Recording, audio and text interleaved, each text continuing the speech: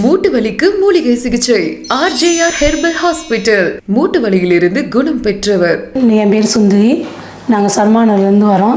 எனக்கு 5 வருஷத்துக்கு முன்னாடி முட்டி வலி லேசாக இருந்துச்சு. அப்புறம் போக போக கொஞ்சம் ஊசி போட்டோன்னே கொஞ்சம் சரியானது மாதிரி இருந்தது. இப்போ கடந்த 6 மாதமாக ரொம்ப எனக்கு முடியாமல் போயிடுச்சு. நாங்கள் வெளியில் ஆஸ்பத்திரியில் பார்த்தோம். முட்டி தேஞ்சிருச்சுமா, 2 முட்டியுமே தேஞ்சிருச்சு. இது வந்து ஆப்ரேஷன் பண்ணால் தான் சரியாகும்னு சொல்லிட்டாங்க. அதனால் நாங்களும் ஆப்ரேஷன் பண்ணுறதுக்கு எனக்கு கொஞ்சம் பயமாகவே இருந்துச்சு.